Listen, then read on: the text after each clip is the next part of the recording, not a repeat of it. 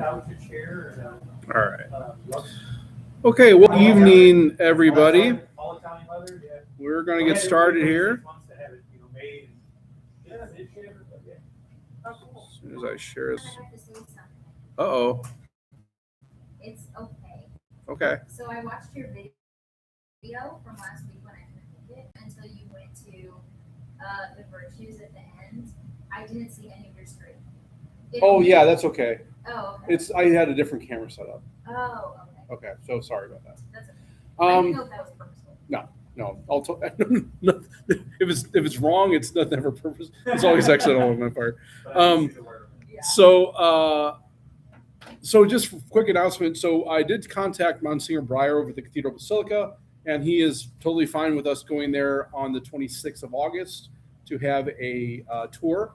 We'll also do the practice for the Mass on the 30th at that time and talk about ministry opportunities at the Cathedral. Okay. So if you can make it, great. That'd be good to be there tonight with our Alexio, of course. So this comes from Exodus chapter 20, verse 1 through 11. And this is actually where the commandments come from. So we'll begin in the name of the Father, Son, Holy Spirit. Amen. Then God spoke all these words. I am the Lord your God who brought you out of the land of Egypt, out of the house of slavery. You shall not have other gods besides me. You shall not make for yourself an idol likeness of anything in the heavens above, or on the earth below, or in the waters beneath the earth. You shall not bow down before them or serve them. For I, the Lord your God, am a jealous God, inflicting punishment for their ancestors' wickedness on the children of those who hate me, down to the third and fourth generation, but showing love down to the 1,000th generation of those who love my commandments. You shall not invoke the name of the Lord your God in vain, for the Lord will not leave unpunished anyone who invokes his name in vain. Remember the Sabbath day, keep it holy. 6 days you may labor and do all your work, but the seventh day is the Sabbath of the Lord your God. You shall not do any work, either you, your son, or your daughter, your male or female slave, your work animal, or the resident alien within your gates. For in 6 days the Lord made the heavens and the earth, the sea and all that is in them. But on the seventh day he rested. This is why the Lord has blessed the Sabbath day and made it holy.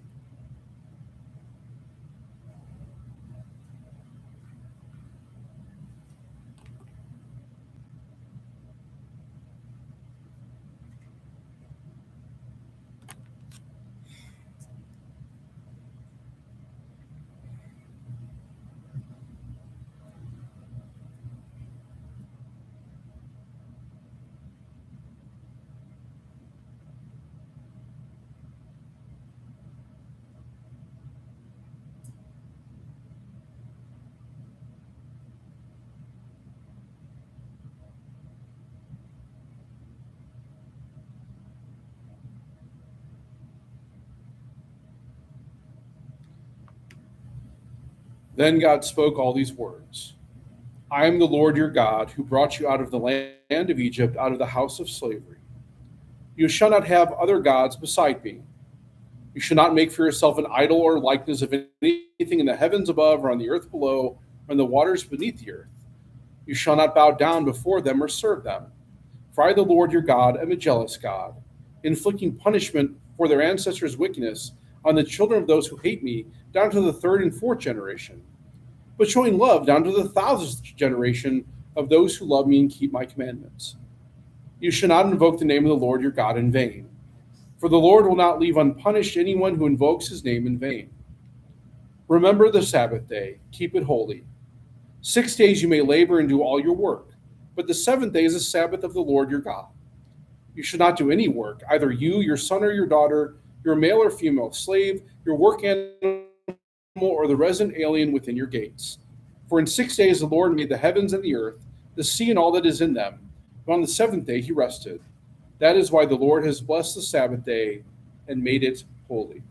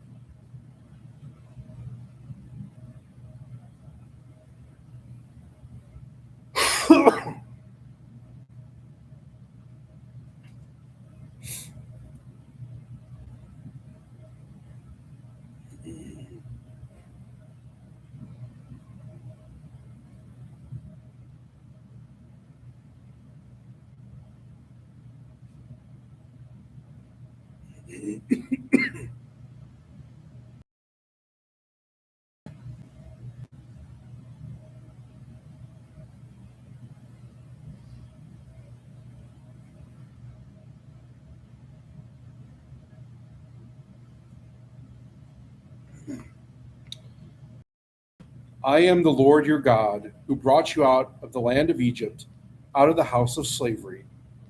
You shall not have other gods beside me. You shall not make for yourself an idol or a likeness of anything in the heavens above or on the earth below, or in the waters beneath the earth, or serve them. For I, the Lord your God, am a just, inflicting punishment for their ancestors' wickedness on the children of those who hate me down to the third generation, but showing love down to the thousandth generation, those who love me and keep my commandments. You shall not invoke the name of the Lord your God in vain, for the Lord will not leave unpunished anyone who invokes his name in vain. Remember the Sabbath day, keep it holy. 6 days you may labor and do all your work, but the seventh day is a Sabbath of the Lord your God. You shall not do any work, either you, your son or your daughter, your male or female slave, your work animal, or the resident alien within your gates. For in 6 days the Lord made the heavens and the earth, the sea and all that is in them. But on the seventh day he rested. That is why the Lord has blessed the Sabbath day and made it holy.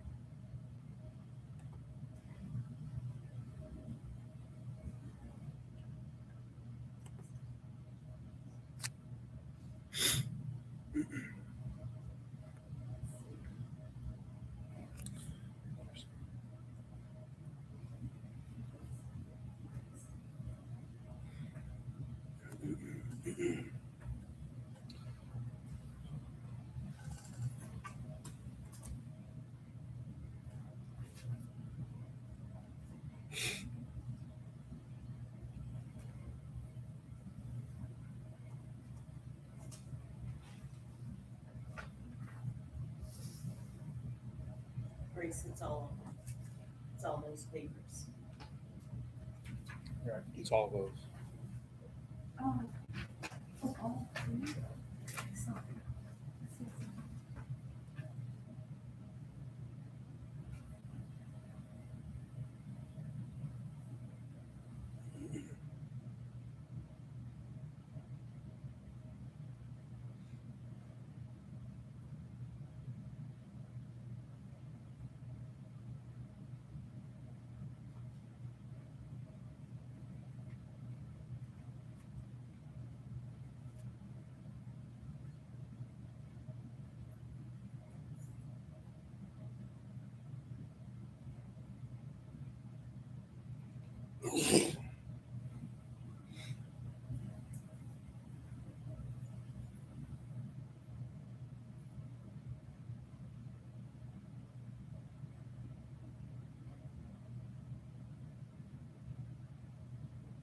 In both this, and there's also in Deuteronomy, the commandments again are mentioned.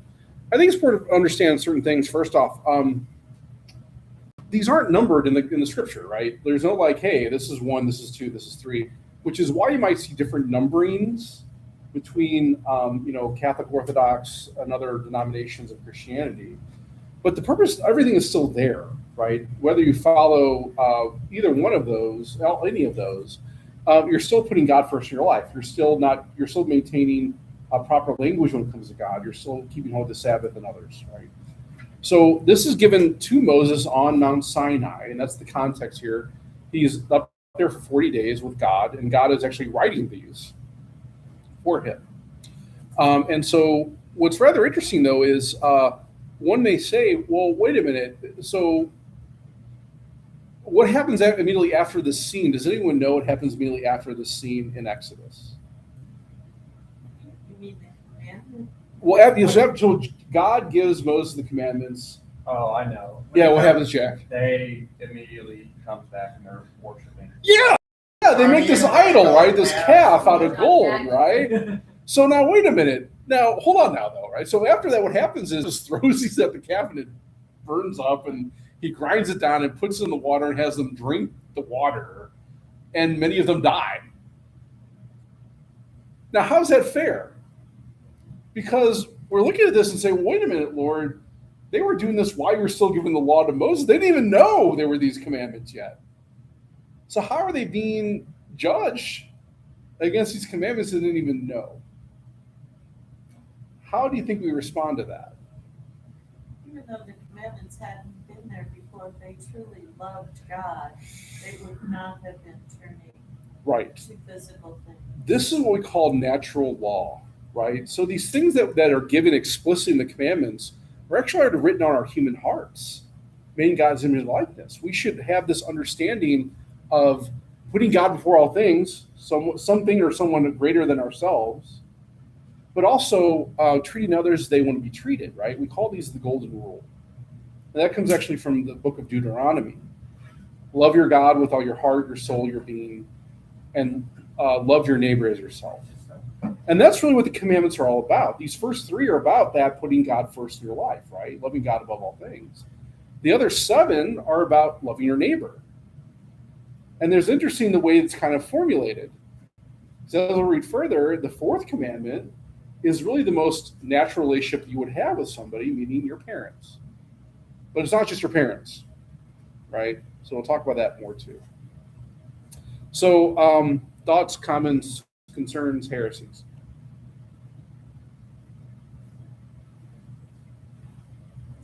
And the reason we're going over this too is because when we're talking about the sacrament of confession, this is the basis of what we call the matter, right? When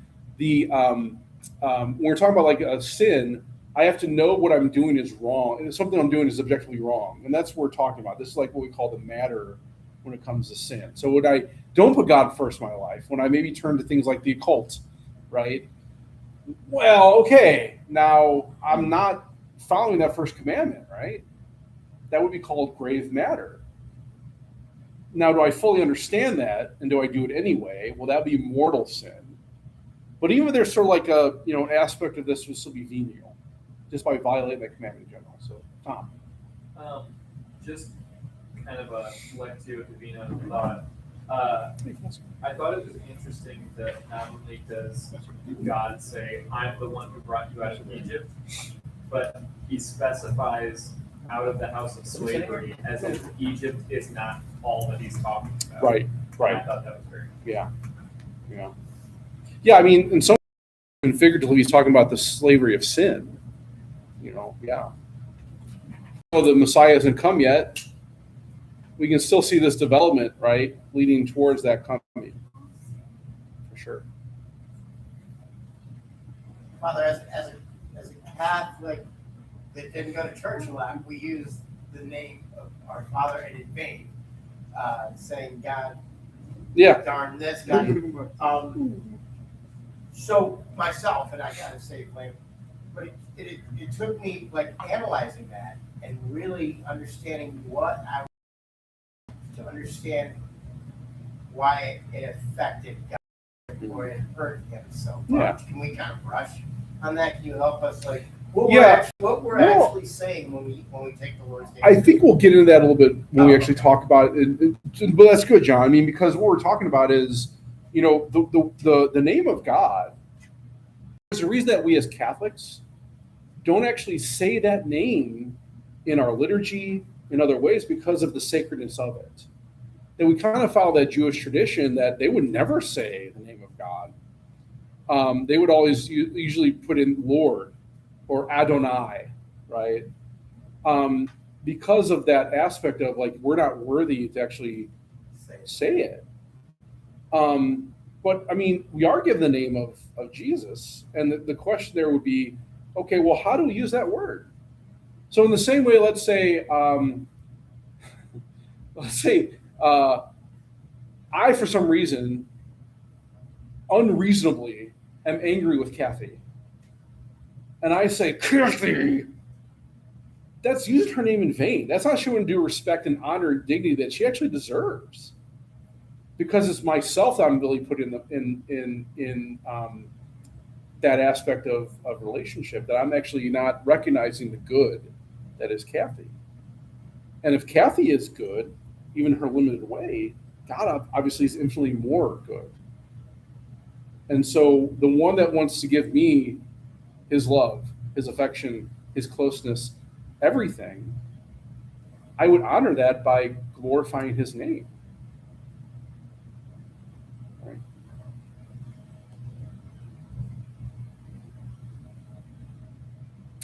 And again, there's a difference kind of between a willful action there and maybe a reaction that's based on habit, and we'll talk about that too.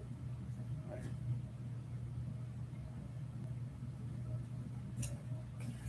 Good. Your thoughts? Anything else Holy Spirit may guide you on this?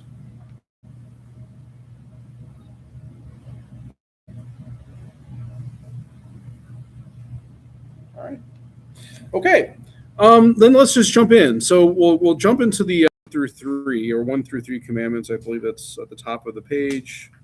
So let me go ahead and share this with our viewing public.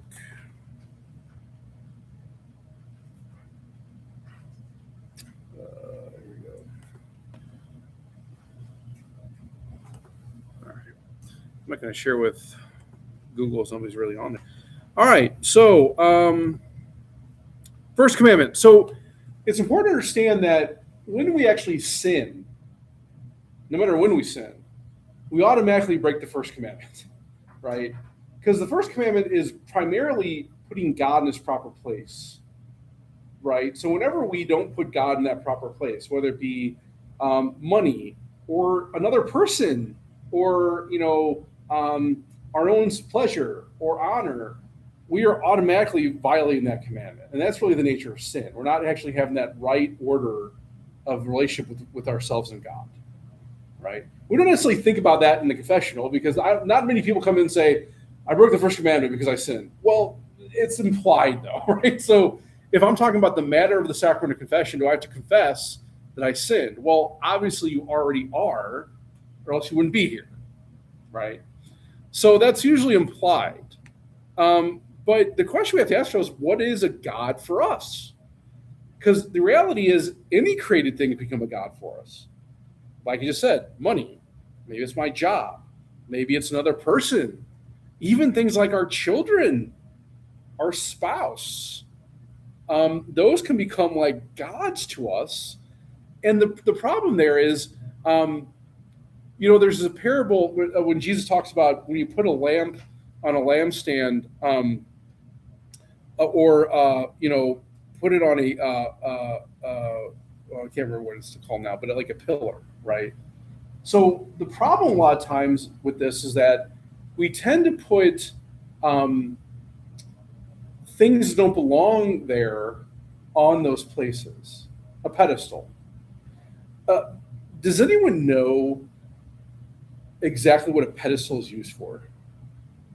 It may not be what you think it is. Displaying an item. Okay, that's generally what we kind of consider a pedestal to be. But a pedestal actually, yeah, Tom. It's holding something above other things. Oh, yes. Like lifting it up. Yes. What specifically, though? An idol. Bust.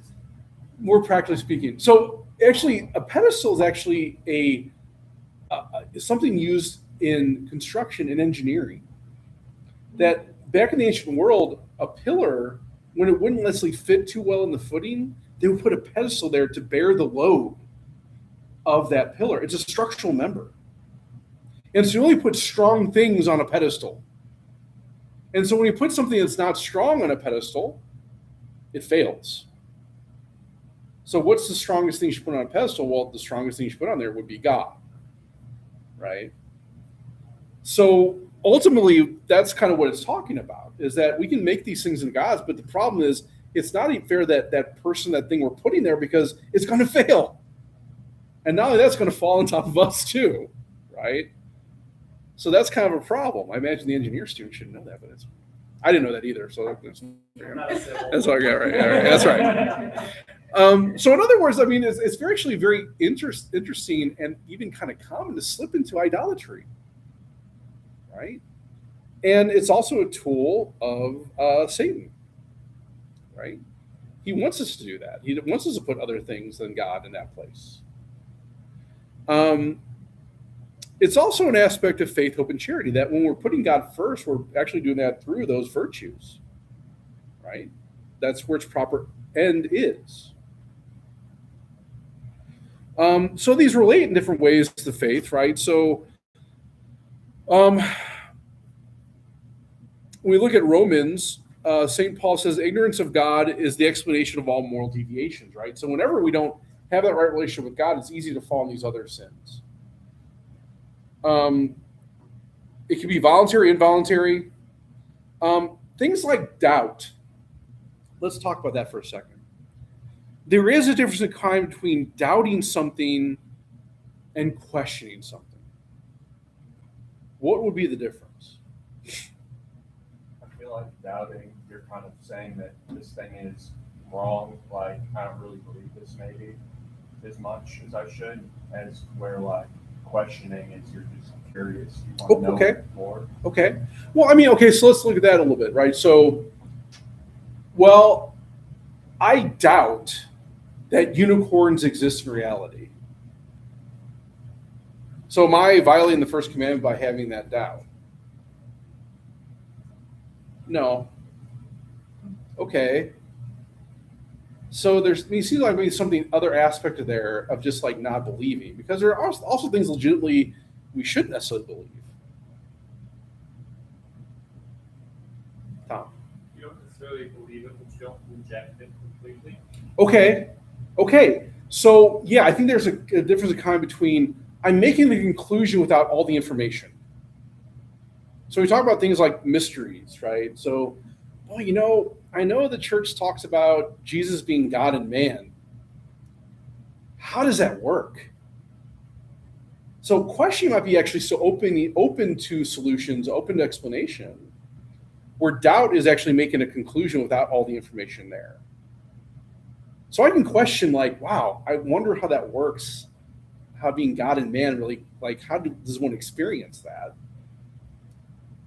That's different than saying, well, because I can't experience it, it must not have happened, right?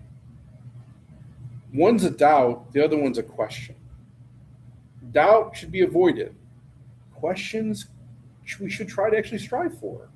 That's how we actually have better understanding. Right? I think sometimes we use those words interchangeable when we're talking and don't realize Right. it. We do. I think we do, yeah.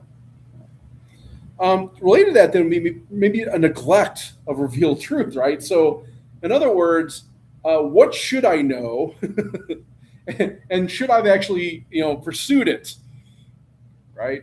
And that's kind of at the heart. We talked when we first met. Part of the discussion we were having was, you're not going to have all the answers here at OCIA. That's not the purpose of this, right? To learn these things and grow in these things is a lifelong pursuit. That you're not going to walk out of here or after your confirmation or baptism on August 30th and be like, I know it all, I'm good to go. No. As a matter of fact, the sacrament of confirmation is directed towards that constant growth, right? That we're not going to know it all. I don't know it all. I cannot explain everything to you. Even though I've studied theology and philosophy, I'm still not omniscient, right? I'm not God. So the question is, okay, well, do we have a responsibility then to pursue these truths and understand them? And the answer to that is yeah. And can we actually neglect or not do that? Yeah. So is that sinful? If we have the opportunity, we don't take it. It couldn't be, right? The other aspect of that would be what we call heresy. So this is a post-baptismal denial of a truth. So if it's been revealed by Jesus, by God, that Jesus is God, and we deny that, that's heresy. Now notice there has to be a full understanding of that too, right? So even heretics aren't heretics until it's been defined as truth, right? So like when Pelagius, friend, did we talk about Pelagius here at all? We talked about Pelagius earlier, but not in this guy. Yeah. So Pelagius was this guy that said, well, the way grace works is we act as human beings and God gives us the grace to succeed. Well, the Council of Chalcedon completely negated that. Said, no, well, God's always shedding grace upon us. We have to receive it and use its fullest potential. We have an option of using that grace or not, but we don't have to act for God to shed his grace upon us. We do have to act to receive it and use it. So if I were to say that, no, that's not right, I have to act first before God sheds his grace on me, I'm now a heretic. Right? Before I maybe not have been, but after Council of Chalcedon, well, yeah, you are. Right? Got it? I was going to say, wouldn't that be putting yourself above God? Right. Say, I must act Right. for. Yeah. So, Yeah, right. I agree. I mean, and that's reasoning. I'm just saying that, like, these things that are not defined yet, well, yeah, you can hold an open opinion on that. But once they've been revealed as true, you have to hold that. Okay, well, how does First Commandment uphold hope, right? So we hope that God will give us the capacity to love him, and he does that through the sacraments. So how can we sin against God when it comes to the First Commandment of hope? Despair, right? So the absence of hope. That, well, man, I'm in this circumstance. Oh, it's horrible, right? I just can't live like this. This is bad. God doesn't love me. Ooh, that is a dangerous phrase to say, right? The other aspect of that on the other side is presumption. So in other words, I'm presumed that he'll be able to save ourselves without help from God, or presume that God's just going to save us. So in other words, it doesn't really matter what I do. God loves me. He's going to provide that grace. He's going to still save me. Or even worse, I don't really need God to get saved. I can do it on my own. Again, that Pelagian aspect, right? So that would be kind of presumption.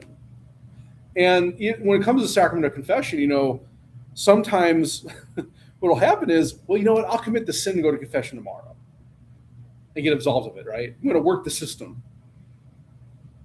Well, even though you can be absolved, who's to say you're going to make a confession, right? So presumption should be avoided, And if I do presume that, I should confess it. I did the sin. I knew I was coming to confession today, and so I did it because I knew I was going to be absolved. That in itself is. Yeah, right. So for charity, so we have to love God. We also should show that we do, not necessarily have to, we should, right? So when it comes to sins against the first commandment, indifference, I don't really care.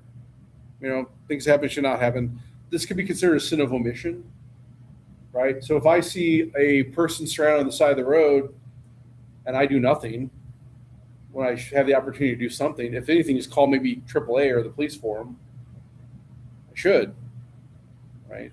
Doesn't mean I have to pull over, and because I also maybe protect myself, right? There's an aspect of that too. That's prudent. But the question I have to ask myself is, what can I do in this circumstance to show that love of that person, which ultimately is the love of God? Right? Ingratitude, we fail to return God's love, right? Also lukewarmness, refusal to give yourself over to the promptings of charity, right? I'm just that really doing difference in some ways.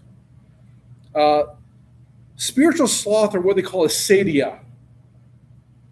So, in other words, that's kind of a refusal of joy that can come from God. And that's not just being pessimistic. That could also be an aspect of I should pray. I have some time maybe to pray, but I don't want to. I'm not going to do that. Spiritual sloth.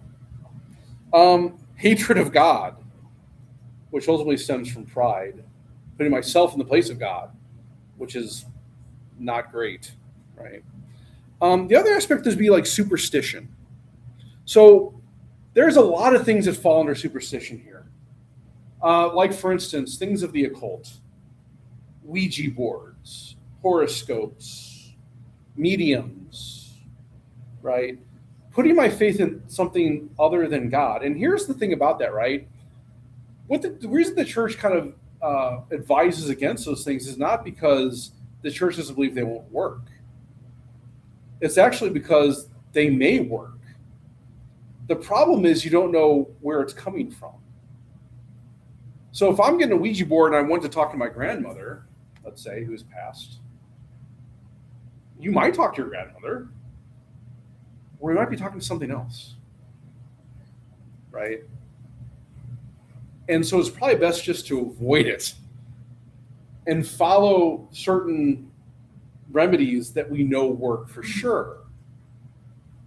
For instance, prayer, adoration. We take a vow or promise, a deliberate and free promise to God. The sacraments, right? We know these work, and we're assured that we're talking to God and good things, good people, good angels, good spirits in that regard. Whereas these other ways, it's not that they don't work, it's just that you don't know for sure.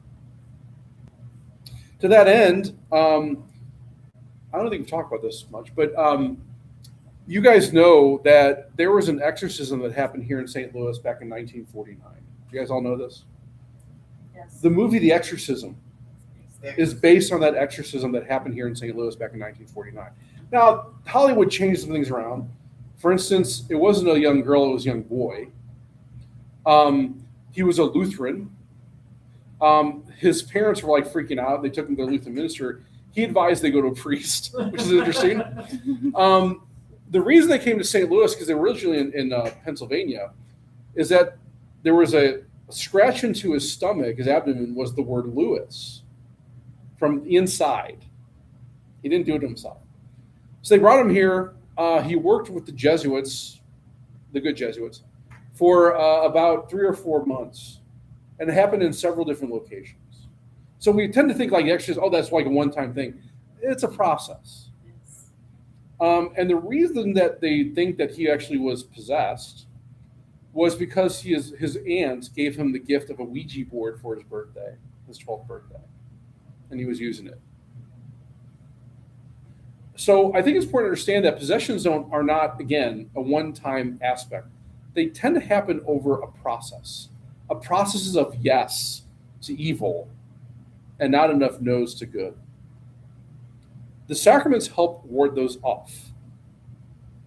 But also so does prayer, so does living a virtuous life, so does following the commandments. Right. So, and also the process itself of exorcism is not also a one-time thing. It takes time.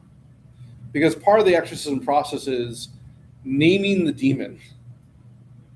And there's a whole way to do that. I am not an exorcist.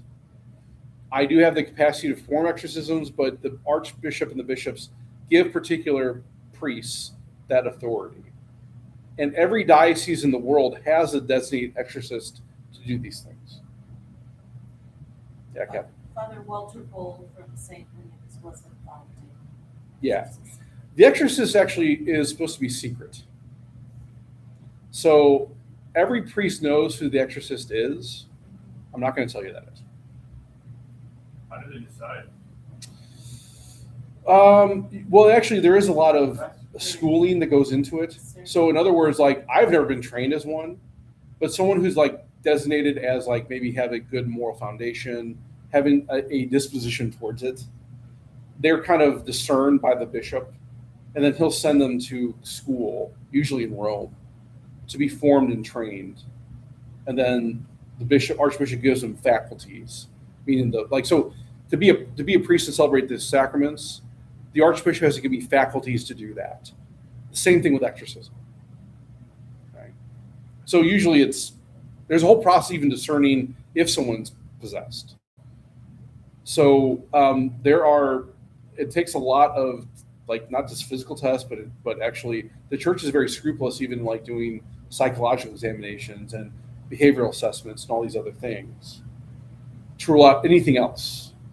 Because to perform an exorcism on somebody that is not actually possessed could cause more damage to them. Right? So it's a process. It's not just Ouija boards. I mean, No. I'm saying there's a whole anything dealing with the occult can lead to that, right? So, I mean, people like maybe probably the one people like engage with most that they don't really think about is horoscopes. Because that's printed in the newspaper, right? It's fun, and maybe it is. Part of this is also intention too, right? So if I'm reading my horoscope, just like, this is a fun thing to do. But if I start putting some kind of faith in that horoscope, that happened today. I might read that tomorrow and see what happens again. That's a slippery slope. That's definitely taking focus away from God and relying Correct. on God for your life. Correct. Relying on Right. Omar the guy. Right. So that, yeah. Another thing that's sort of this one's kind of open for debate are things like even like yoga. So people don't necessarily think about yoga all that much, but yoga is actually a form of Hindu worship, and it again intentionally matters here. Like obviously, I think most people who go to yoga aren't intending to worship Hindu deities. And in reality, it can be very good exercise for people, and maybe their doctors prescribe that for them. Okay, intention is kind of key with a lot of these things, right? But the question is, well, should I do it or shouldn't I do it?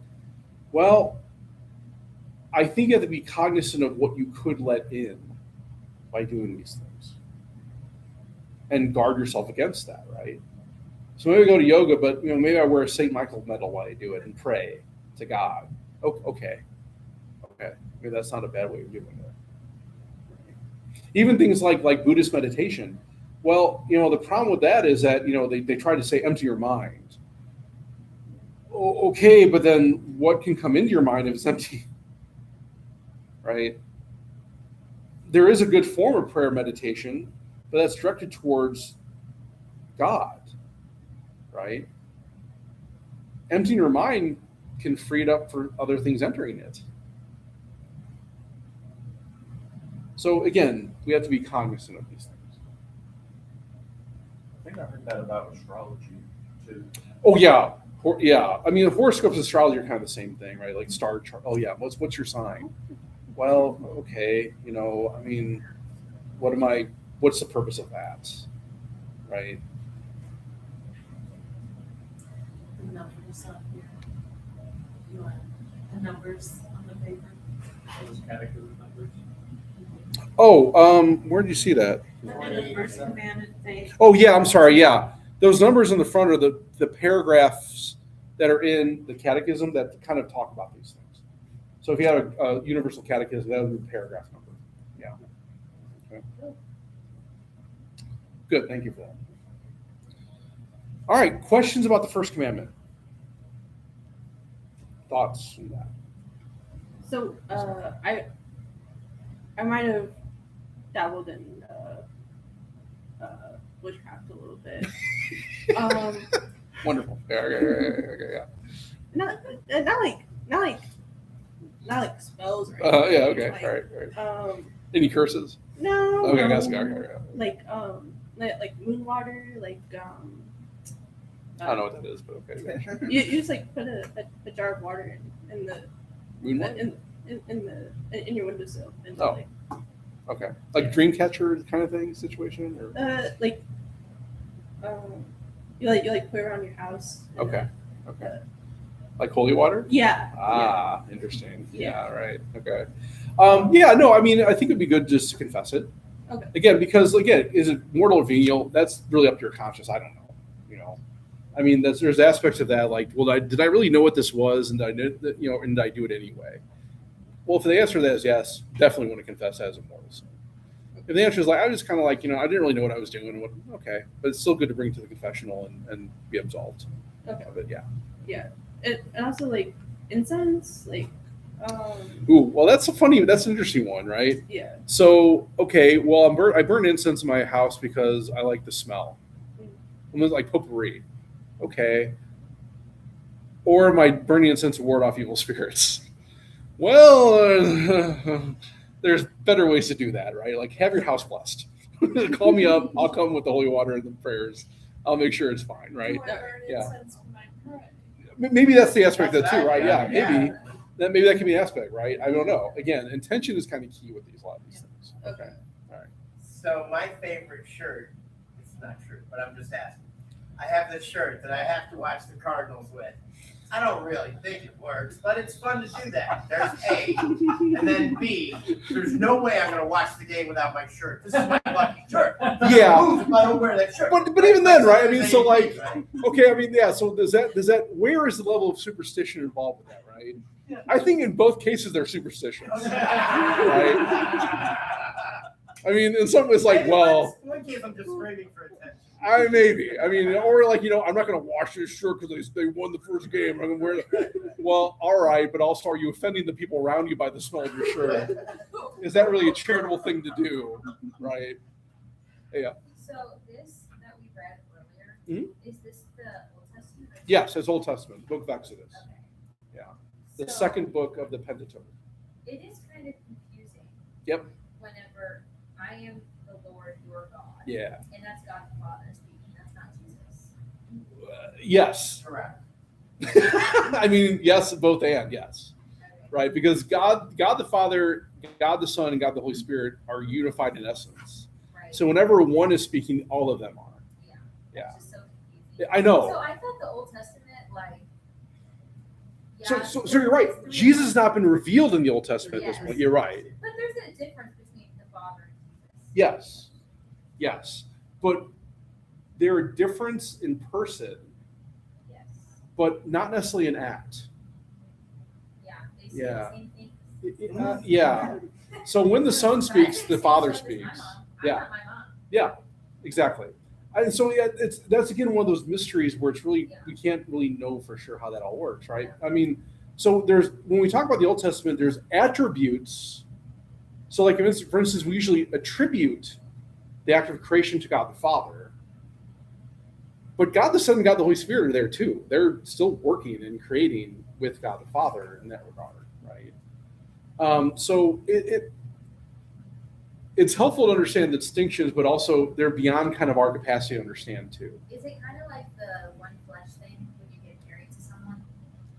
I think in some ways there's something of that, Okay. right? So there's a spiritual aspect of that too. Right. You're not literally one flesh, Uh-huh. but it's like where he goes, I go, and where I go, he goes, right? And we are unified in that bond. Okay. I think there's some truth to that. Yeah. Good. No, that's good. All right. Second commandment. You shall not take the name of the Lord your God in vain. Now, the other thing we'll look at these. A lot of these are put in the negative, right? But as we talked about earlier, they're saying no to a no, right? So I'm saying no to some falsity. I'm actually saying yes to the truth. So I say no to a false God. I'm saying yes to God, the God, right? In the same way where I'm saying no to something that's unglorified, I'm actually saying yes to something that's glorified, right? So the same thing would apply to the name of God, right? It comes from an aspect of respect for God and others in the essence of this commandment. So when we're baptized as priest, prophet, and king. And so a prophet always is speaking the truth, proclaiming God's will, which is also a glorification of God. So you'll notice also too, these commandments are all in line with each other. You cannot break one commandment and uphold another, right? So in other words, well, I did this evil in order to actually uphold this other commandment. It doesn't work that way, right? The other thing to understand too, these commandments are all in line with reason. So when I break one of these commandments, I'm actually being very unreasonable. Because if I understand the holiness of God, and every aspect of God is holy, including his name, I should respect that, right? So when we're talking about not just the name of God, like the Tetragrammaton, the name of Jesus, we also apply this like those that are also with God in heaven, the saints and the angels. In the same way, and really each other, right? That I'm called to respect your name as someone who's a child of God, because there's a unity with God in that too, right?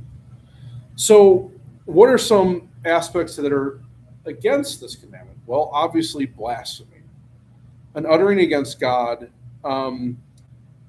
So in this way, we kind of see this very, very commonly. So like, but there's maybe a difference in kind. So for instance, when I stub my toe, and maybe the name of God comes out in a very uncharitable way, right? There may be an aspect of that that's actually reactionary, that maybe not full knowledge and full will, but should I confess that? I think it would still be venial. So in other words, there may be an aspect of habit involved with this too, right? That I'm not necessarily consciously doing this. It's something I just kind of developed this habit that maybe when I first did it, it might be a mortal sin maybe. But now I'm at a point now where I just kind of do it.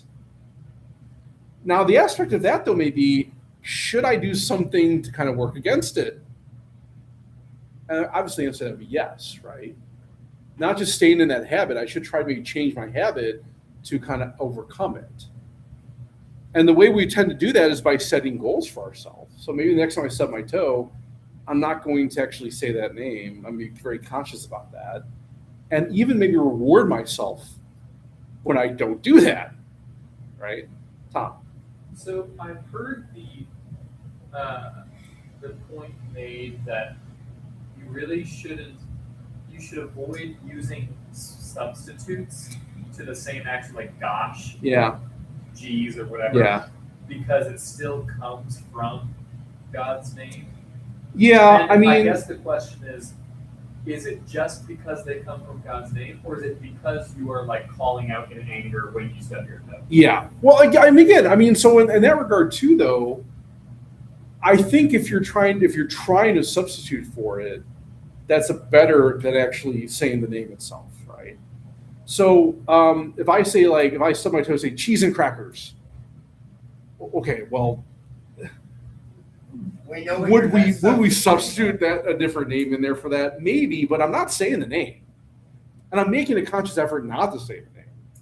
I think there's something meritorious in that, because it would be unreasonable to say stub my toe and I don't feel pain or some kind of anger in that regard.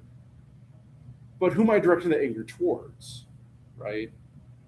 Who am I directing the ire towards? The cheese Yeah, crackers. huh? The cheese and the crackers. Yeah. If I didn't have those cheese and crackers, I wouldn't stop it, right? So, is it possible to not feel those things? Well, obviously that wouldn't be reasonable, right? So when we feel pain, there's usually a instinctual reaction of anger or sadness or something. The question is, who am I directing that towards? I mean, maybe the best thing to do is like when I say, "Oh, Mark, you idiot." All right, but am I not? But also, am I not upholding myself in God's sight in that regard too, right? Because I'm a child of God. Do I deserve that respect as well? Maybe you should direct it at whatever happened, like, oh, crack in the sidewalk. Right, exactly. Yeah, maybe. Right, yeah. So I mean, I think that the things we try to do best we can. I think that we would be conscious of whether it's actually a venial or mortal. So maybe an aspect that may be mortal would be, okay, I'm driving down the road and some guy cuts me off, and I just start, I shouldn't say this, but you start cursing, right? Well, there's an aspect of deliberation involved with that. And when there's deliberation and an action in line with that is against that deliberation, that's where the mortality of the sin may come into play, right? And again, we can also train ourselves even better in those regards too. Maybe that should lead us to an opportunity for praying for that person. Or maybe, taking charitable assumption like, oh man, maybe that person's in an emergency. They're trying to get to the hospital or something. I don't know, right? Because the aspect of this, we don't have the full knowledge of understanding why these things occurred. It's like, why did I stub my toe? Well, was I just being lazy and just, was that on me? Or did something happen where it came out of nowhere and I stubbed my toe on it, right? Well, whose fault is that? Well, it's not God's. Oh. Yeah, right. Yeah. Don't say anything. Right. Yeah. But I mean, I think in that same regard, like we tend to look at these like OMG.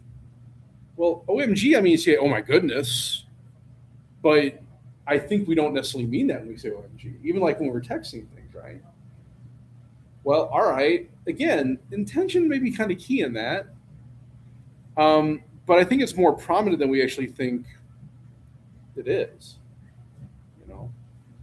Because some people say like, well, maybe there are certain things like curse words, but they become so part of the lexicon. They kind of become sort of the background, and the intention there is not to demean anybody or whatever else. So in that respect, they're good. I don't know if something wasn't good before, it really isn't good now, just because it's been more accepted in popular lexicon. So we as Christians have a responsibility to be conscious of that and even work against it. Right. Another aspect of this is oaths, right? So there's a difference in kind. We'll talk about this when we talk about the eighth commandment, but oaths and promises. So an oath is directed towards God. When I make an oath, I'm actually doing some sort of maybe negotiation based on the name of God, right? And so when I do that, I have an obligation to fulfill that oath.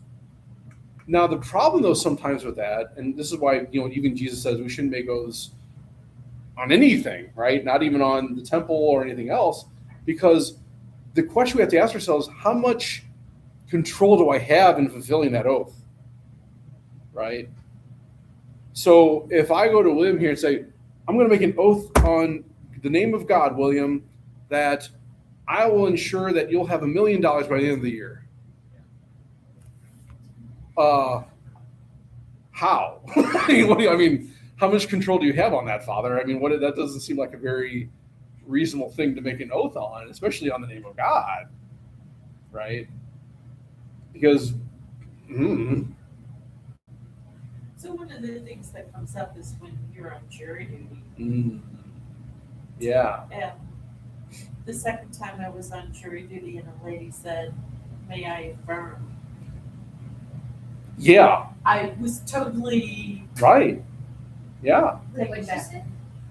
Instead of saying the oath that you take that they want you to take, a woman stood up and said, "May I affirm?" instead of swearing on the Bible. Yeah, I mean, I think that being conscious of those things is really important, right? I Yeah. was not conscious of it until she did it. Right. So, So we got a jury duty. no, he let her affirm. Yeah. And But, I'll let you out but in too. that, but like, I mean, a lot of it goes also back to honesty, right? So, like, when you're asked questions about, like, well, can you uphold, like, could you find someone guilty of actually maybe doing the death penalty? Yeah, right. Oof, that's a tough question for a lot of, especially us as Catholics, right? So by saying yes, we're saying, well, we have to follow through on that. And you find him guilty and then the sentence Right. part can be to the death Right. penalty. Right. We'll talk about that when we talk about the fifth commandment, but I mean, we have to understand that our yes means yes and our no means no. Christ tells that very specifically to us, right? Right. So you said do not swear at all, right? Because you don't have control over these things. And that's hard to do sometimes. It's really hard to do. Question about the second commandment. That's rather straightforward, I think, for the most part. There's just a lot in there that we don't think of. Yeah. Like, Right. Which, I mean, the advantage there is at least you can say that's probably not a mortal sin then, because I'm not thinking about it. Okay, good. But I mean, to be aware of it is also good too, because it's better for us to be aware of it than not. Yeah. And how many times do you take promises? Right. How do you say? Or I got a question. Yeah. Or like damnation, or like damning something. Yeah, same thing, right? I mean, because like the question is, do I have any control of doing that? Yeah. I mean, Or you said like God damn it. yeah, or something. that especially, right? I mean, So that's that's because the one that I had to really analyze myself. I said it all the time, but what you're really saying is, that's a falsity, right? Because we talk about this, but God doesn't damn anybody. I We know damn it's ourselves. so horrible to say. Once I realized what I Right. was saying, it was, oh my goodness. It's funny you mentioned that though too, William, because like, for those who maybe, whenever you listen to the Roman canon, the first Eucharistic prayer, it says the word damnation. I know as a kid that was always kind of like freaking me out. I was like, oh, the priest said damnation. Oh, but he's saying lead us not into damnation, right? So it's really saying, yeah, not right. So, and again, that's kind of the no to no again. Yeah, right. So when it comes to that, right, we have the control of whether we're damned or not God. I mean, God allows us to damn ourselves, but He does not damn That's anybody. the worst thing He wants to ever do Exactly. to any, and we're just saying, oh, do it to the Right, screwdriver. right. God, you don't get to my car. But again, that's the thing. He doesn't. The fact it exists means He loves it, and so He would never damn anything He loves, right? So we have no control of doing that either, right? I can't damn this chair. I don't know. What's that even mean? I don't know. Whatever. Right? That's good. Yeah. Tom. In some sense, the only thing we can damn is ourselves. Right. Yeah, absolutely. Yeah. Good. Third commandment. Remember to keep holy the Lord's day. Now, let's start with this question. What is the Lord's day? Every day. Okay, fair. That's a good point. Right. No, you just don't want to work like that. Well, if we go back to the original text from Exodus, He says the seventh day. The seventh day, the Now, wait a minute. Let's be clear here. Which day is the seventh day? Saturday. Saturday. You may, Father, hold on, wait a second. Don't we have Mass on the Sunday? So what's that all about? You're preparing for Sunday to take the Eucharist. Okay, but here's the thing, all right? We hold the Sabbath on Sunday, not Saturday. Oh. The Jewish people would have read this and say, okay, Saturday, where it's our Sabbath. We're not working that day, right? We as Christians are like, that's cool. We're going to also do Sunday. Why?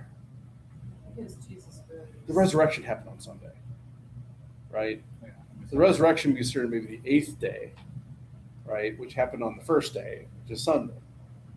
Now, we just so happen recognize the Jewish tradition of sundown, which means Saturday also is a Sabbath for us too. We have Mass, vigil Mass on Saturday. But the point is, you're taking a day of rest, right? No matter what the day is, you're taking a day to recognize God's providence in not He needing rest, but us needing rest. Because did God need to rest on the Sabbath day? No. Then why did He do it? Because He knew we did, right? So it's important to make that understanding that we do Sunday because that's when Jesus, who is God, established that as the day of the resurrection. And every Sunday we celebrate the resurrection of Jesus. Every Sunday. Every Sunday is Easter Sunday, which also means every Sunday is a holy day of obligation, right? So what's important to understand here is maybe, especially in the West, how easy we have it. Because in other places, people might walk for hours just to go to Mass. Whereas we hop in a car for 10 minutes any direction we get to a church, right? And not just one Mass, we maybe have 3 options, whereas others don't. So it's actually an understanding of appreciation. Now, that doesn't necessarily mean that there can't be circumstances where you can't get to Mass, or maybe shouldn't go to Mass. Shouldn't do that, right? Does that mean, though, you still don't keep holy the Sabbath, right? Because we as Catholics understand that we keep holy the Sabbath by the greatest form of prayer that was given to us by God Himself, which is the Mass. That's how we worship. That is the greatest form of worship. And God deserves that worship because He's God. But are there circumstances where maybe I can't or shouldn't? In which case, am I violating the third commandment by not going to Mass? Yeah, if you're sick or contagious. I'm sick. Hey, COVID. look, I got the bad flu. I don't want to get into a sick. Been eating lettuce. I'm maybe. I'm exempt from going to Mass because of that, right? Not only that, but let's say, hey, my wife and kids are sick, and I'm the only one to take care of them. And also, maybe I don't know. I mean, I'm not feeling bad now, but maybe I'm not, maybe I'm, you know. So yeah, I can do that, right? Weather. An act of nature, right? There's a hurricane, there's a tornado out, Father. Oh, okay. Or there's 50 feet of snow, I can't get out of my house. Ice, right? As people get older, I can't drive anymore, right? I might cause an accident or get myself hurt. Even a reasonable fear can exempt you from Mass. Well, the church we should go to is in a really bad neighborhood, and it's the only church in our town. I'm kind of worried I might get hurt or mugged or something else. Tom. In which case, would it be better to not go to any service or better to go to an alternative service? Good question. So what Tom's referring to is, let's say there's two churches in my town. One is a Greek Orthodox, the other one's a Catholic church. Which we talked about how you can go to the other. You could. But is it better to versus to stay at home? Yeah, I think reason would dictate that, right? So in the circumstance where let's say I'm on vacation, and let's say I'm traveling in Greece. Not a lot of Catholic churches in Greece, but there's a lot of Orthodox churches. Could I fulfill my obligation by going to Orthodox divine worship? Yes. And you probably should, right? But let's say I'm stranded in the middle of the ocean, with no church at all. Well, obviously, you wouldn't be able to fulfill your obligation. But let's say maybe I'm in a remote part of the world where there's a Lutheran church, but no Catholic church.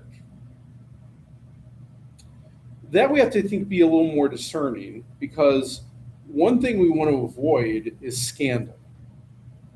So if I go to a Lutheran church, am I allowed as a Catholic to participate in that service? Yeah. You can pray, you can engage with the readings, you can do all those things. Should I receive communion? No. It depends, right? Because first off, to understand it's not the Eucharist, I need to understand that first. It's not the same. It's not Jesus' body, blood, soul, and divinity, because there's no priesthood. There's no priest yet.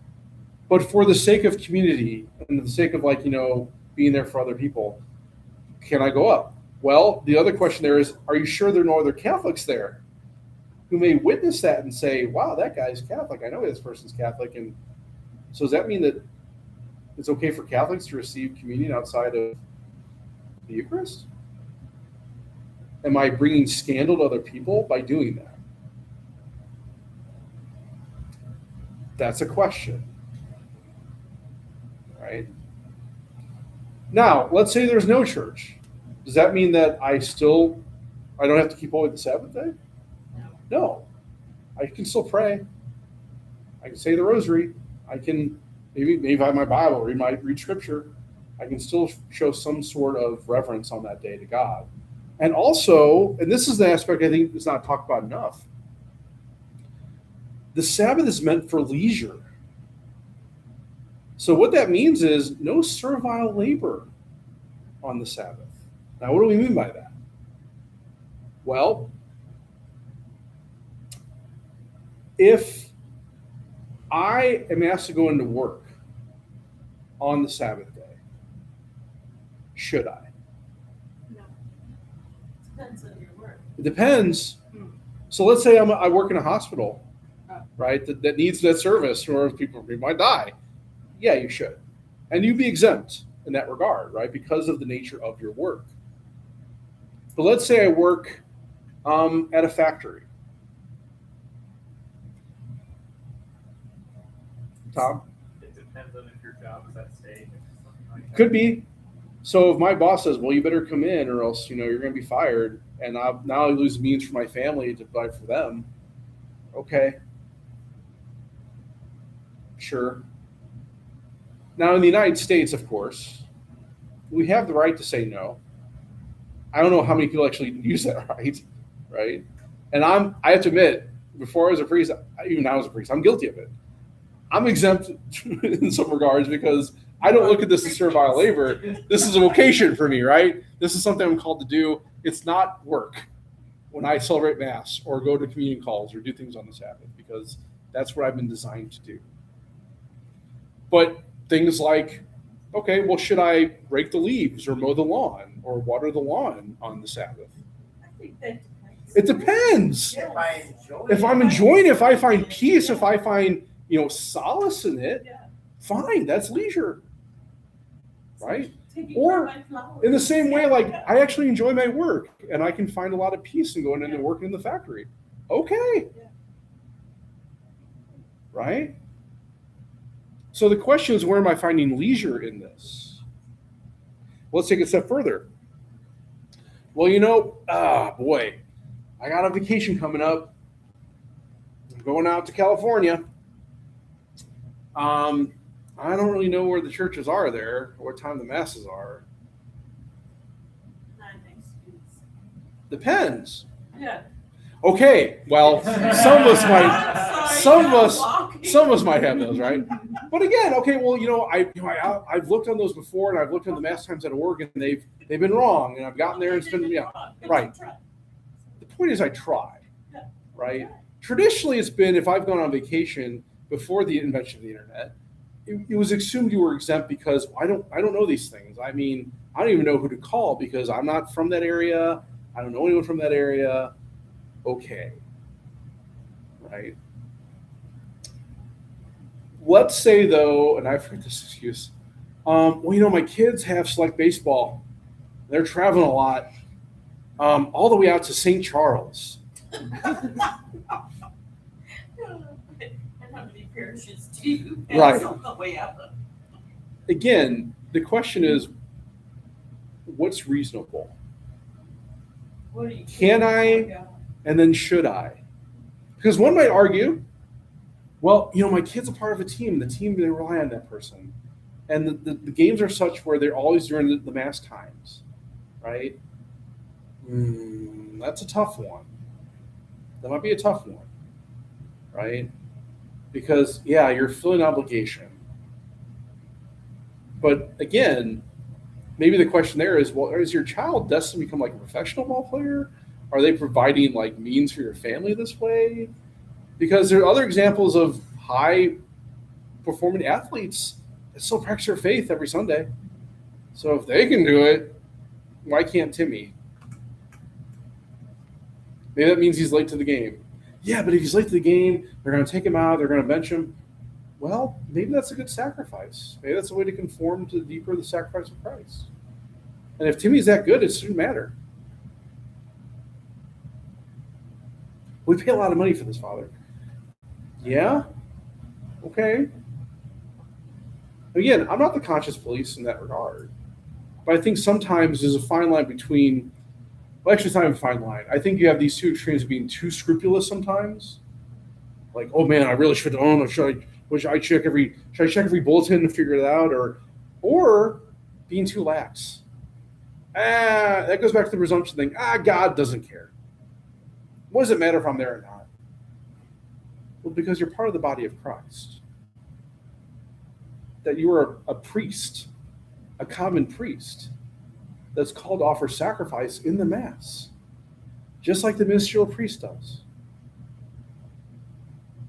And so I guess the only thing I would say about that is that we shouldn't take it too flippantly, and we shouldn't be too rigid either. There's a media via there, right? And circumstances can remit that obligation. That's true. But the question is, can I and should I? Right? Questions, comments, concerns about that? Father, would you equate watching Mass on television with fulfilling an obligation? Yeah, so if that's the only option I have, okay, let's say 15 feet of snow outside, I can't get on my driveway. Okay, I can't get the Mass, but can I watch online? Okay, sure. In that circumstance, I think you could say that fulfills my obligation. If it's 75 degrees and sunny, and there's nothing else hindering me from going to Mass, like there's no global pandemic or anything else going on, no, that presence is really necessary. right? You can't receive the Eucharist physically through a screen. Now, it's also important to understand, what does it mean to fulfill my obligation by going to Mass? Receiving the Eucharist is not it fulfills the obligation, but that's not the purpose of going to the Mass, right? Witness. It's to witness the sacrifice of Christ, to be there present to Him. Now, one may argue, and a lot of people ask this question, we didn't really talk about this last week, talk about the Mass, but it's a good thing to bring up now. Sometimes people might ask, well, what's the minimum? What do I got to be there for, right? Well, the church doesn't think in those terms, because the point is you should be there for all of it. All of it is good. All of it is efficacious. It affects us, right? From the procession in to the very final blessing going away. But if you want to narrow it down, and this is also a matter of opinion, this is not the church saying this is Father Madden just saying this, so take it for what it's worth. I think the question needs to be, what makes a Mass a Mass? What makes Mass valid? So if it makes the Mass valid, probably the people should be there for it. What makes the Mass valid? Well, a reading has to be read. Okay, which reading? Well, there's usually 3 readings on a Sunday Mass. There is the Old Testament, the New Testament, and the Gospel. So, okay, which reading should I be there for? Well, I mean, if you think about that, well, what's the last reading then? The Gospel. You probably should be there at least for that, because that would be the last opportunity to actually hear the reading. And then I would say probably you should be there for the consecration, the most important part of the Mass, which is where the bread and wine become the body and blood of Jesus. So if I'm just at those parts, I'm actually fulfill my obligation.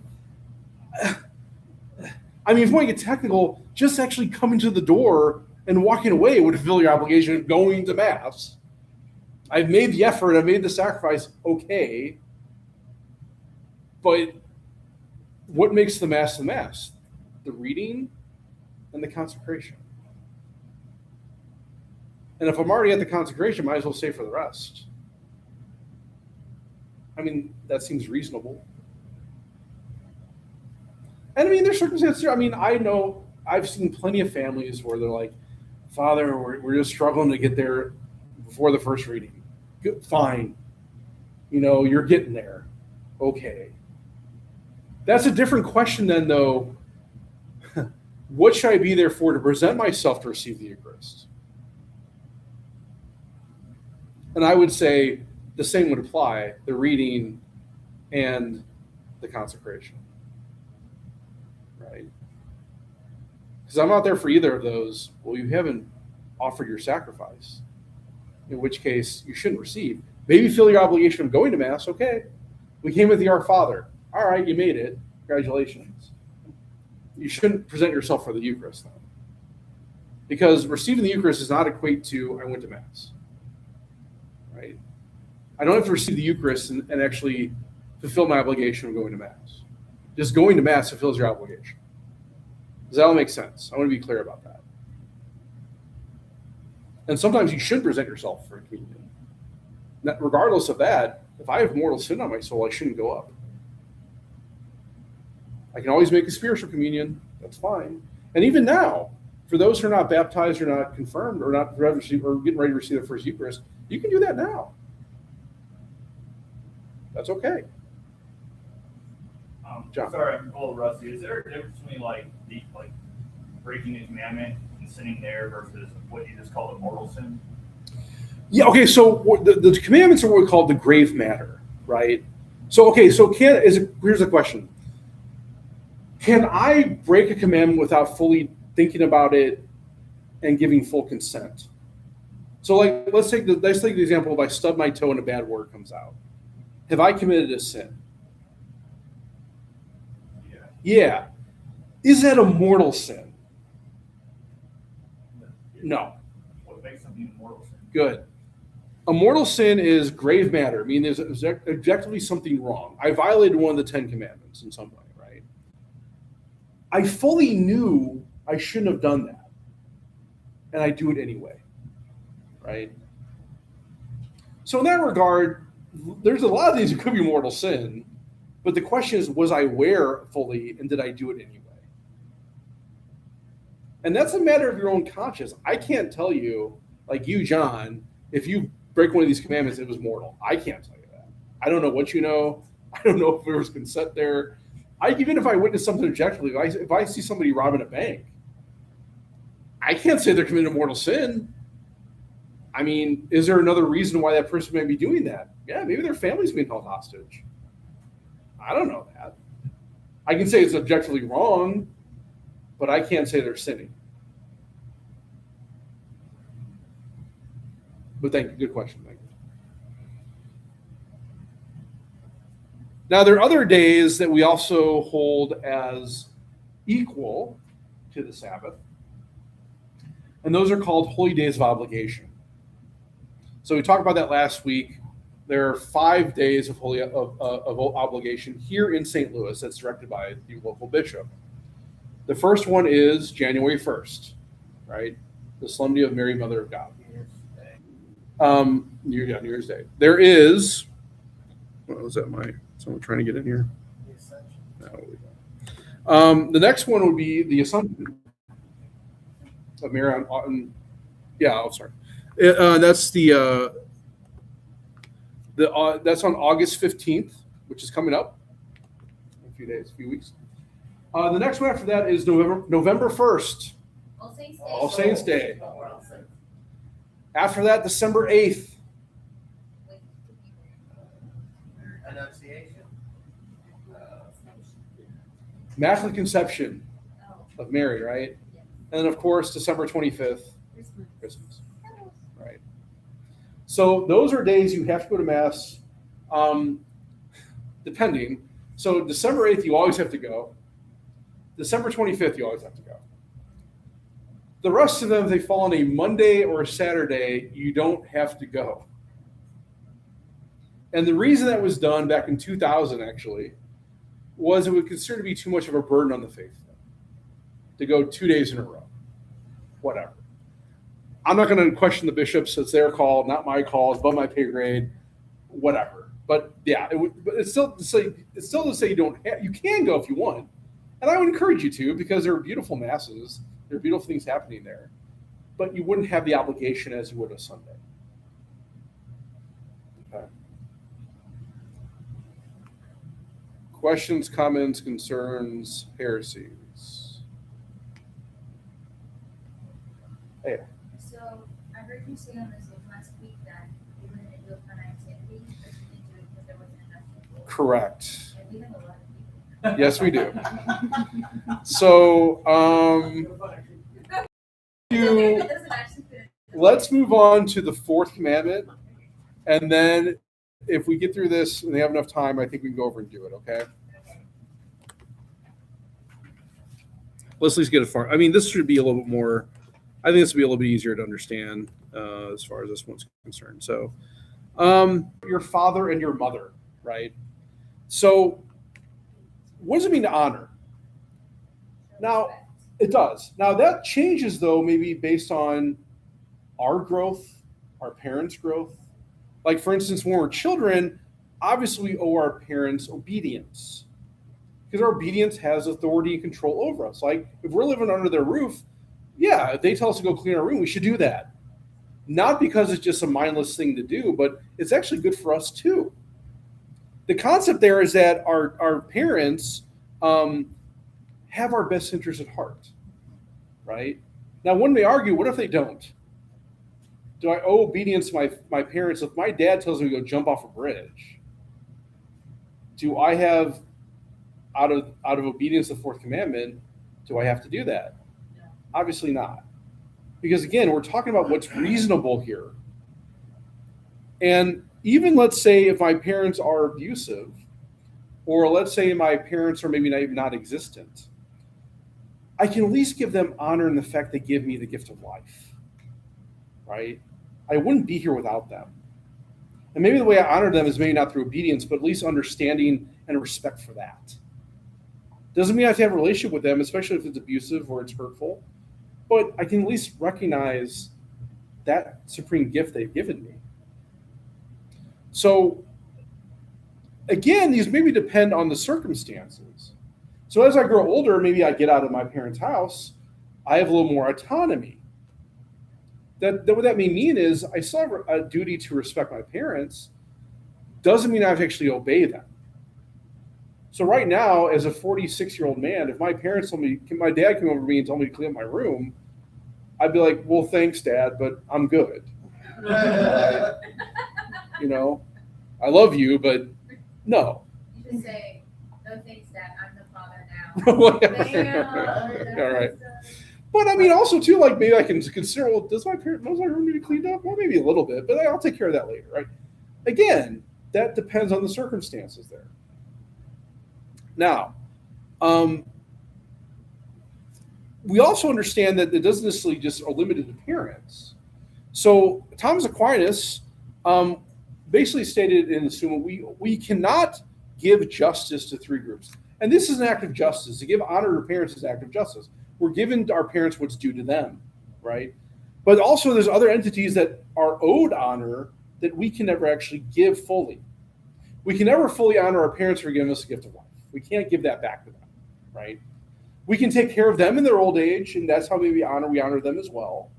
But we can't give them back fully what they give us. Thomas would also understand that we can't do that with God, right? Obviously, number one, we can't do that for everything God gives us. We can't give him back for everything he gives us. The third thing, the third entity we can't get back is the state. What do you mean by that? Well, the government.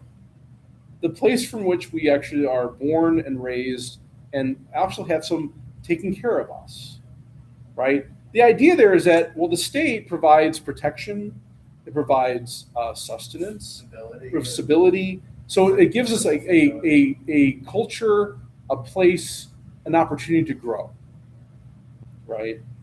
So now is there limitations on that? Obviously. If the government does not have my best interest at heart, and even is working against me personally, or even not giving that opportunity for others, I have an obligation to work to provide for that, or to overcome it, or even in extreme circumstances, fight against it. By throwing tea in the harbor. Right, exactly right, yeah, right. Some may argue, though, that wasn't actually an act of justice, too. The revolution may not have been actually an act of justice. Oh, it might not have been justice. Right, because the British government was holding that protection, was providing that opportunity. What the issue there was about taxes, and was about right. So could there have been other ways of providing? Well, I mean, right.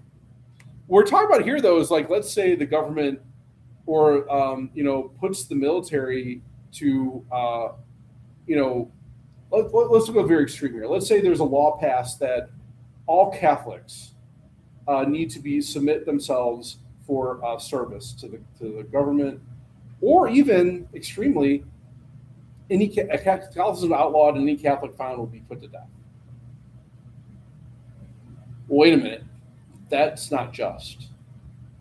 Not just Catholics, any entity, any religion, any group. We have an obligation to fight against that government and overturn that law. It means we overthrow the government, put a new one in. Sure. In those rare cases, we as Catholics have an obligation to do that. They're few and far between, hopefully. But that is the limitation of that.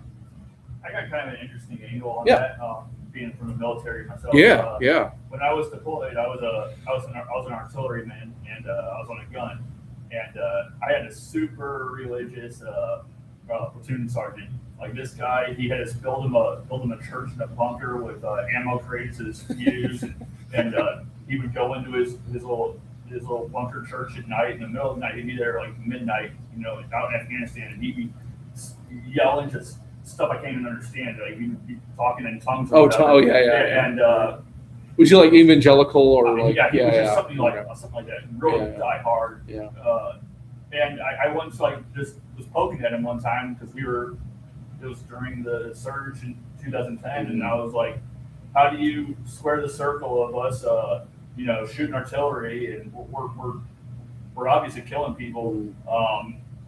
That's a sin, right? And he goes, no, but under the law of the land, he was like he had like a really thick Jamaican accent. I was trying to all right. impersonate, but and it absolves you or something along those Ooh, lines. yeah, that's also a slippery slope too, because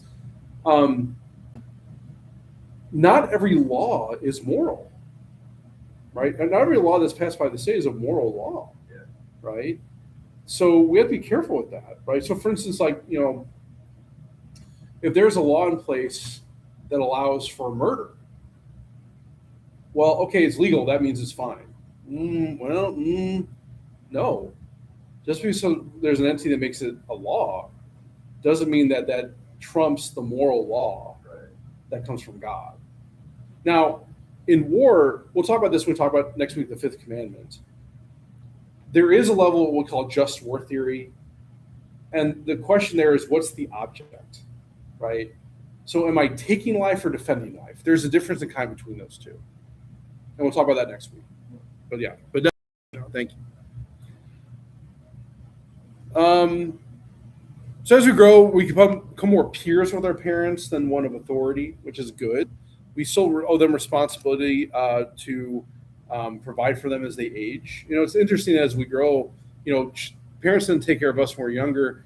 We then end up taking care of them when they're older. There's kind of reciprocation in that regard, but that's still honoring. Then who other do we owe honor obedience? Well, church officials, clergy, right? Maybe not necessarily obedience, but definitely respect. What about in the social order? Bosses, supervisors, right? Yeah. I mean, there's an aspect of understand that these people are kind of put in these positions by God. So we should recognize that, and that doesn't mean we have to enjoy it or necessarily even like what we do, but we should also respect, right? Which even means for like a boss that's maybe a little bit abusive or something else, we also have a right and an obligation to point that out to them in fraternal correction. As a priest, if someone comes to me and is like, Father, I noticed that you're, killing cats in your closet every week. That's probably not a great thing to do. Okay, I should receive that in what it's intended to do, not necessarily to demean me, but to correct me in light of what God wants for me, right? So we should always have that error, that understanding. Okay. Finally, when we talk about these things like obedience, it's also that we talk about these aspects of, we also talk, I think we already talked about these things like the tenets of the church. So we also have an obligation to provide for the needs of the church and our time, talent, treasure. We have an obligation to uphold fast days, right? So Ash Wednesday, Good Friday, to abstain from meat on days we're supposed to do that, which is every Friday, but particularly more so in Fridays of Lent, right? So we kind of group that into this aspect. Also going to receiving the Eucharist and going to confession one time a year. That's something that we're obliged to do as Catholics, right? That has a moral weight to it. Right? There's a reason why when we start the confession, we ask how long it's been since your last confession, because that indicates whether you're following those things or not. Questions, comments, concerns, heresies. So just so everyone's aware, during Lent, that's going to be a few months from now. We are called to engage in almsgiving, fasting, prayer in a deeper way. Sometimes we may give something up or do something extra. It's in line with certain those type of aspects. It's a way for us to kind of engage in the sacrifice of Christ, which is what the Lenten season is directed towards. It's not obligatory, right? It's not like I must give up ice cream for Lent. That's up to you, right? But abstaining from meat on Fridays, fasting on Ash Wednesday and on Good Friday, those are obligatory. And when we're talking about fasting, it actually is kind of a minimal requirement. We're talking about one large meal and 2 small meals. So what does that mean? Well, if on a normal day I ate a steak dinner with potatoes and asparagus, maybe that's my one meal that day. And maybe for lunch I have an orange, and for dinner I have some oatmeal, or for breakfast I have some oatmeal. Good, right? It's a reduction of what we usually do. So that's why it's more subjective. Like, so if I go to the buffet every night for dinner, well, instead of having 3 plates, maybe I have 1. Okay, all right, whatever, So again, it kind of depends on the circumstances too. If I'm like an athlete, well, okay, that might be a little different for you than other people. But generally, that's what we're looking to do. Okay. Questions, comments, concerns, Harris's about that? Yeah, Tom. Just an example about fasting. I'm not allowed to fast because it affects my mood. Okay. And so that happens. Yeah, there can be medical exemptions and stuff like that too, right? Also to the age. So fasting is only required for those between the ages of 18 and 59. To abstain from meat is 13 and up. Now, why is that? Well, those ages are directed by the bishops. They get to determine that stuff. When I was young, there was never an age limit for the abstaining. And actually, the fasting was from 13 to 59. Recently, they changed that. I don't know, whatever. But it's the bishop's call. That's what they say. Okay. Good. All right.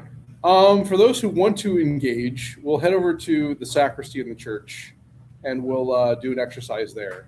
For those watching online, sorry. We'll see you next week. Have a good night.